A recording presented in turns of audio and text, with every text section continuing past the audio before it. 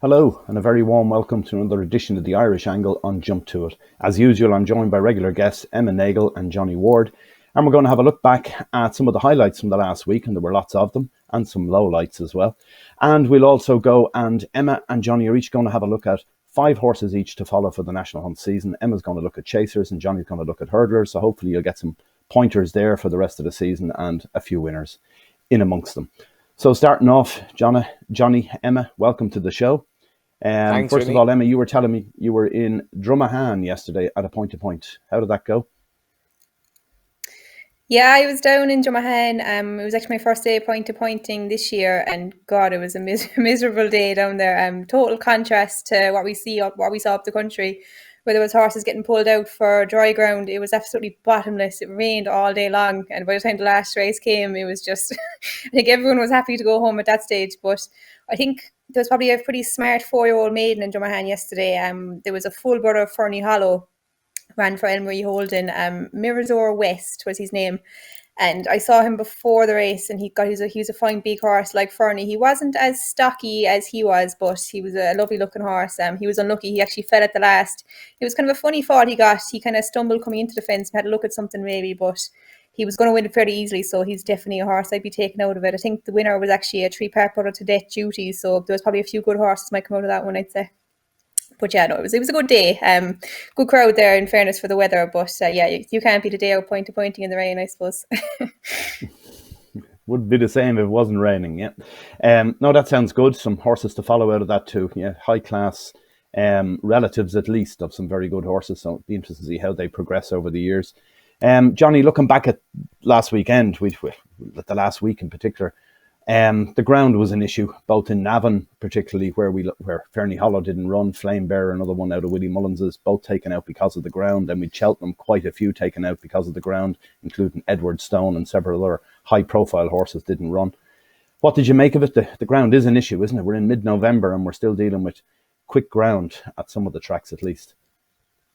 Yeah, I suppose, it's the description as well, Vinny, of the ground. And Willie Mullins referred to this after he was called up on, he took out a lot of key runners at Navan. It was notable, we'll say, that the likes of Firefox, who apparently is a beautiful, big horse that obviously cost so much as a store, he was deemed, essentially it seemed like the Elliott team in general felt that the ground was okay. But Willie Mullins, so then you could say, well, is Willie Mullins erring on the side of caution? But I'm not going to question Willie Mullins in terms of what he thinks is best for his horses. And his basic point was that if you're 500 kgs jumping a fence on that ground, and I was at the cup final yesterday in Dublin, and like it was 16 degrees, and it's so alarming on many levels. But in terms of racing, I'm thinking of Leopardstown at Christmas now. If Leopardstown at Christmas, if this spell of weather doesn't really change, it's not that we haven't had rain, but as Willie said, the water table is such that there's a little bit of kind of give, but then it's basically hard underneath. And for ground staff in the east of the country, for the likes of the Royal Bond, and particularly Leopardstown, which we know dries so much, and we've had issues there for their winter festivals, this is really existential in terms of the difficulties it poses, because it's not that straightforward to just keep watering. But it's not like, where's winter anymore? It's still more. It's actually closer to summer than winter, temperatures wise at the moment. And I thought that was a sign of things to come. As you mentioned, Vinny, before we came on, the problems with Cheltenham as well. Emma's talking about like point-to-points down the country. When I was in Mallow the last day, it was apocalyptic rain. So we have a broken climate system, but in the east of the country, this is going to be a serious problem for our festivals going forward in the next few months. Yeah, the other thing we saw in Cheltenham as well was low-lying sun yesterday, where the last 2 hurdles were omitted in 2 races. So that's an issue too. It makes a mess of a race when you're missing out hurdles. It's not quite the same, or fences for that matter. But there's nothing they can do about that. There's no solution to that. Whereas there's somewhat of a solution, I suppose, to the dry ground. You can water it in advance, but that's a very tricky test to do for anyone dealing with a track, because if they do water and rain comes, it becomes a mess. And if rain doesn't come, it's not a true watering system. You get some patches are very soft, others are particularly hard and everything else. But anyway, we're going to have to live with it for this season at least. And just looking at some of the other things we had during the week, we'd Alaho, a slight setback, going to miss the King George, Royal Pigalle. Another small niggle there, misses the Betfair Chase next weekend. So there's a few of them dropping out already. And then we had, as we said, several of them that didn't get to race that should have raced. So there's going to be a bit of a backlog there for lots of novice races and everything. So it'll be very hard to see how Willie Mullins in particular at this stage, considering he's such a battalion of horses, how does he juggle all of these horses for their maidens and novices and all the rest of the races that he had planned them to go for, where he would have maybe thought, I'll run one this week, one next week, one the next week, and so on. And now all of a sudden they're all getting pushed back up onto each other because he can't run because of ground. So it'll be an interesting decision to see what he does longer term with this, because it must be very difficult appeasing these owners at the same time and doing the best by the horse as well. It might be a problem for Vincent, Willie, but I think it might be a good thing coming to the Hillyway Chase in Cork. It's going to make a great race. I think he's going to have to send Fernie Hollow and an Ergamine to meet down there. So that could turn into a real contest, and it would be a great, massive day for Cork to have those two facing off against each other if he decides to do that. So it mightn't be all doom and gloom, I'd say. No, maybe we'll get to see some better clashes we'd have never seen before, and we'll know a lot more about some of the novices by the time they start heading to the likes of Cheltenham later in the season. Just looking at some of the other performances last week, I was particularly taken by a couple in Cheltenham. One of them was Queen's Gamble, Oliver Sherwood. It's a 4-year-old filly. She's most impressive. Like she absolutely hacks up. She looks like she's got a real turn of foot as well. She's after winning twice in Cheltenham in bumpers, so she's exciting. Hermes Alain of Paul Nichols as well looked very, very good. May not have beaten a huge amount, but still very impressive. And it's another one. It's good to see the English are starting to get a few horses all of a sudden, which will be nice for the competition come later in the season. But we'd loads at home as well. Brazil, Three Stripe Life, Hollow Games, Captain Guinness, and then of course we'd over in Cheltenham as well, we'd Banbridge of Joseph O'Brien's. You're going to mention that later on, Emma. Very nice horse, very good performance. And the one that really struck me, just from a point of view, is, I can't believe it, is Unanswered of Tony Martin's hacked up in a handicap hurdle. But it turns out it's his first winner at Cheltenham in 7 years. I really can't believe that. Wow. You think of Tony Martin as a perennial there in the likes of Cheltenham, but obviously he's been having a quiet spell there, but he's had a good season in Ireland, and hopefully we'll see more of him come the big handicaps later in the year. So now look, we'll move on to your horses to follow. Emma, first of all, give us your 5 chasers you think we should follow for the season. Yeah, so I think I kind of changed it up a bit last night. There was kind of a few over the weekend that caught my eye, but kind of the first one that I've been liked for a while is Flame Bearer. I liked him last year when he was with Pat Doyle. Moving to Willie Mullins is a very interesting one. I think if Willie can get any kind of improvement out of him at all, he could be really one of the top novice chasers this year. He was a good horse over hurdles. He was competing kind of in graded races and maybe bumped into a couple of good horses. But I saw him down at Willie's and he looks like a real chaser. And the fences would probably improve him. And coming from Pat Doyle's, you'd think he'd be well able to jump a fence. It'll be interesting to see what kind of route Willie goes down with him. He's kind of an awkward enough ride. He can be very keen going. It was interesting. Willie actually had him entered in a 2 mile 4 beginner's chase over the weekend, and he's also in the Drinmore, which is 2 mile 3 or 2 mile 4.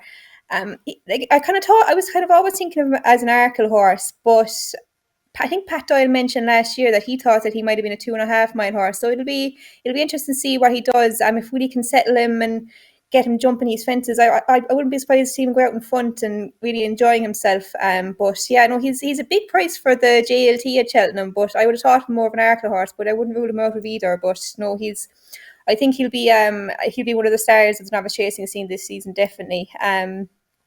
My next one then is Jerry Colombe. He is kind of a less experienced horse out of Gordon Elliott's yard. He's actually declared to run tomorrow in Fairyhouse. And we haven't seen a whole pile of this horse, but he's very fragile. I think he was heading for the Albert Bartlett last year after the back of a win in Thurles. But he got some kind of an injury. I'm not sure exactly what it was, but he was out for the rest of the year. But look, that mightn't actually do him any harm long term, because I think the Albert Bartlett can be a race that's very hard on a young horse. So look, this fella's probably a real big 3 mile chaser. So, missing that hard hurdle as a young horse mightn't do him any harm. I think Gordon thinks a fair bit of him. He's unbeaten to date, and he looks like a good prospect for 3 miles on soft ground. He could be a real one for the RSA, or maybe even for the National Hunt Chase if that's the way it goes. But I'm looking forward to seeing him tomorrow, and I think he'll be a real top staying chaser in the future, definitely. My next horse then was Banbridge. he was a good hurdle horse. I mean, added him in after his performance in Cheltenham. He really impressed me at Cheltenham. I think his jumping for a novice was just very, very slick and very, very sharp. He won the Martin Pipe at Cheltenham last year, which is a race that can produce a good horse. But I think this fella, he could be a different animal altogether over a fence. He looks to really a real natural chaser. He's really taken to it very well. To be honest, looking at the race beforehand, I thought he might have been done for a bit of speed. He might have been taken off his feet a bit over 2 miles, but he proved me very wrong. He was very, very good. He showed plenty of speed over the 2 miles, and he showed he really loves Cheltenham as well. Jumped like a bunny the whole way around. So I think, along with Flame Bear, he'll be one of the very top novice chasers. I'd say 2.5 miles will probably be his game, more so than the 2. He'll probably be taking off his feet a bit in the Arkle, but for the turners, he could be a real hot prospect for that for Joseph O'Brien. That's Banbridge. And another one I had then was Instit for Willie Mullins. She's a lightly raced filly. She only ran, I think, 3 or 4 times last year. She actually hasn't won a race yet, but she really impressed me in her run in Punchestown in the mare's novice hurdle there. Danny Mullins went out in front on her, and she was just a real striking, big filly. Jumped her hurdles like she loved a fence. She's keen going, but she looks like a real chaser in the making. And I think after her last run for Willie in Arteal in the summer, Willie said the fences would be the making of her. So I think her as a chaser will be a real hot prospect. I think there's kind of a good program for mares going chasing now. There's the Mares Chase at Cheltenham, which I think will probably be her aim. You'd think. I think she's around 16 or 20 to 1 for that. So she looks like a chaser anyway. And if she takes the fence as well, she'd be one that I think will pick up a lot of wins this season. Definitely. My last horse then is kind of a different one. He caught my eye yesterday in Navan, Colonel Mustard. He was in behind Fernie Hollow. He was a good hurdle horse. I actually remember him making his debut in Killarney in the bumper.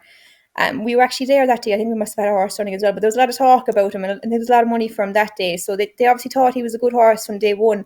And in fairness, he was a good horse over hurdles. If you look back in his form, he was beaten by John Bond, Sir Gerhard, Stateman, Echoes and Rain, and he wasn't too far behind them on some occasions. He ran a great race in the county hurdle last year behind Stateman. He's probably just off that kind of level over hurdles, but I was impressed by his debut over fences. He kind of looked like he was coming to take on Hollow Games two from home, but it kind of looked like a ride maybe with a view to handicapping in the future. So I think if they can get this fella a good mark over fences, he could really be a force, if you reckon, in 2 mile handicap chases. I think he'd probably be a lot better than his mark would be. More than likely, is he rated 140 something over hurdles? But if he can get a good racing over fences, he could be a real one to follow. I think he could be maybe one for the Grand Annual or something like that in the future. He's shown a liking for Cheltenham, running a massive race in the county hurdle last year, but his next run will be interesting now to see what he does there and see what kind of rating he gets after that. But he'll be one I'll be keeping an eye on anyway after that one yesterday. Great stuff. Thanks for those. The one that beat Colonel Mustard, that Hollow Games, I was very impressed there now myself. Change of tactics. Why did they not do this last season over hurdles? Because I backed him a few times over hurdles last season and was very disappointed that he kept getting beat, but they were holding him up all the time. They went and made the running with him yesterday over a shorter trip over fences, and he looked like he loved it. Anyway, that's just one from me. Well done with those, Emma. Johnny, give us 5 hurdlers that are going to make us a fortune this season. All going to win at Cheltenham, yeah. And I was like you, Vinny, very impressed with Hollow Games. I thought the way he lengthened from the second last and he's jumping, I thought it was a spectacular performance in some respects. I think Emma has sort of referenced this in terms of Cheltenham. You're on about the mare's race and all this. It's almost hard to be confident about any horse where he or she might go in terms of races now. And the problem with it as well is that Willie Mullins has such an artillery that we've already spoken on. He wants as many winners essentially as he can get at Cheltenham, which will entail putting horses like the likes of Stateman into a handicap. So you've got these novices that might go into handicaps, and then you have the likes of let's say Brazil running in a handicap last year, even though he's probably a grade 1 hurdler as a 4-year-old. So I'm going to just give these horses and kind of give a rough idea where they might go. But Brandy Love is the first one. It's funny just looking back on her form. She beat Limerick Lace at Nace around this time last year, and Limerick Lace is actually a full sister to one of my other 4 horses. But Brandy Love, whilst Emma and I were at that stable visit with Willie Mullins, he just spoke so highly about her. And if you do look at her performances last year, she was beaten by Allegor Devassi at Fairy House when she jumped deplorably badly out to her left at times, and was still kind of running on strongly to finish. But when she beat Love Envoy then at Fairy House, Paul Townend sort of tried to keep horses sort of to basically to keep her in and stop her from jumping out the left. She was still, to her left at times, but not quite as pronounced. Ironically, she's never run at Cheltenham, which literally looks the track that she's crying out for, because she's kind of running good yielding ground and going left-handed there, really. As long as you're not taking the absolute mickey, it shouldn't be a problem. And also, she just seems to be maturing a bit. I think she's a little bit of a setback for Cheltenham, but nothing major. She's 5-1 for the Mares hurdle. I really do struggle to see her going anywhere else. Obviously look at her winning any race, but wherever she goes, assuming it's left-handed against Mares, I think Mares races are a load of hoop, really, like maybe the odd grade 3, but certainly not at the top level. I think it's depriving Cheltenham of some amazing clashes of the sexes, and now next we'll probably have a Mares bumper. Wouldn't amaze me, but anyway, she has a good program in terms of the Mares hurdle to go for, and I think she could well beat Epatante, will certainly go well. My second horse is Cougar, who may well be the first Japanese bred winner at Cheltenham Festival if this happens. He obviously was with Aidan O'Brien. He's by Deep Impact, who I think is an awful loss to the stallion ranks, because he's obviously got Augusta Rodin, but the few runners that he's had over here have been very, very good. Think of Snowfall and all that. I think he could have been a sensational stallion over here, but he passed away anyway. Aidan O'Brien got this horse to win a maiden. He got a mark of 92 after winning at the Curragh. That was over a mile and 2. He beat Charlie Luciano at Gorn first him out, and you can pick holes in his form because Charlie Luciano was well beaten since. He then effectively beat New Year Honours, who's the second string of Gordon Elliott in Down Royal, and Gordon Elliott had a mare that was making her Irish debut who kind of flopped. Given how hard he pulled, I think this horse could be extremely good over hurdles, and a bit like Sir Eric maybe, in the sense of he was so fast at his hurdles, but he was very keen because there was no pace on. He was so good for this race that he was going too fast practically the whole way, and Pádraig Roach said afterwards that was very unlike him. But given his flat form, his stamina, how well he jumps, his ability to handle the ground, I think he's going to be exceptionally good. But again, known connections, he may well end up in the Fred Winter. I don't know about where he's going to end up. The same owner, I know the way you're thinking, JP McManus, he is the full brother to Limerick Lace. He's from that family that Gordon Elliott has done so well with. Brother to Limerick Lace, half brother to Spades or Trumps. I like the way you're thinking. Walk Me Home. The Dam Sway has just produced a scatter of horses, and this horse started out first time out.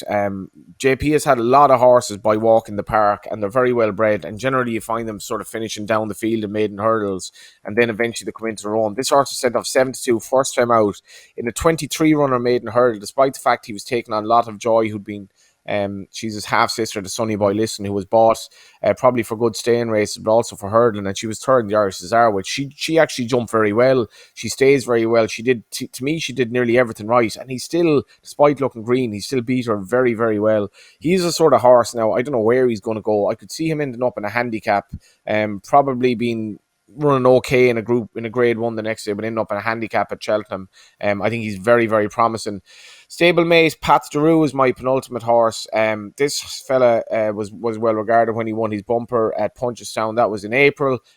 First time tongue tie on when he made his hurling debut at Galway, and he was well backed. He was sent off joint favourite with It's What Unites Us, who is a very, very highly regarded horse of Gordon Elliott's, and he absolutely laughed at him. And I would imagine this horse could stay plenty further. Could be a Ballymore type in time. Very, very promising for Gavin Cromwell, who's obviously done very well with his hurdles in years. And finally, I'm not going to spend too long on Facile Vega. There's very little to say about Facile Vega, except I don't know if Willie made the same impression on Emma, as he did, and the rest of us, or certainly me at the stable visit, considering all the horses he had, the glint in his eye and his demeanour when he spoke about this fella, all bets are off in terms of what he could be. So there are my 5 for hurdling in 2023. Fantastic, Johnny. Great stuff. And Emma too. Really good.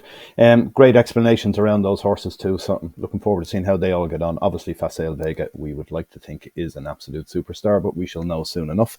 The other thing is then, just to finish off, we've got a good weekend's racing coming up. Well, it should be a good weekend, but it may not turn out to be that. We've got the Betfair Chase, where a Plutard is due to run, but may only have 3 rivals to face. It's looking like it at the minute. And then we have the other one is the Morgiana Hurdle is on Sunday. Looks like a fantastic race at entries. We've got 11 entries. Unfortunately, very few of them are going to run. We've got the likes of Sir Gerhardt, Stateman, Vauban. Willie Mullins has 7 of the 11. Gordon Elliott has 3 of the 11, and Noel Meade has 1. It looks like it's going to be a small field, and Willie will just pick 1 or 2 to run against each other. But anyway, should be a good weekend. Some informative racing coming up again this weekend as the National Hunt season kicks into full steam. And we'll join you all next week on Monday, and hopefully you'll join us to hear some more about the racing and how it all went this week. Thanks for joining us. Bye for now.